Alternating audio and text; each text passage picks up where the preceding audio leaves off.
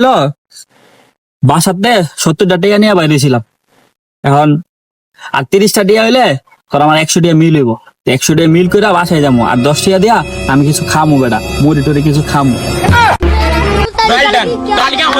তুই বেটা জীবনে কিছু করতে পারবি বেটা, তুই শেষ ছাড়বি না, তুই জীবনে কিছু করতে পারবি তুই বুঝছ।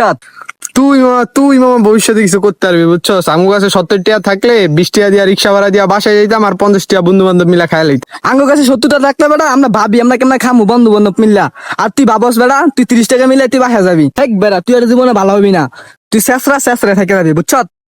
এখন কি তোরা কি 40 টাকা আমার দিবি নাকি দিবি না? দিলে 40 টাকা দে, না দিলে কিছু খাওয়া, খিদা লাগছে। আমি তোরা খাওয়াইতাছি, তাও তোরা টাকা দিব না।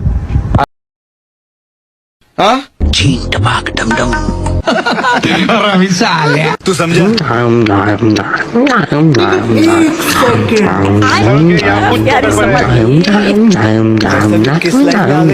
बैगन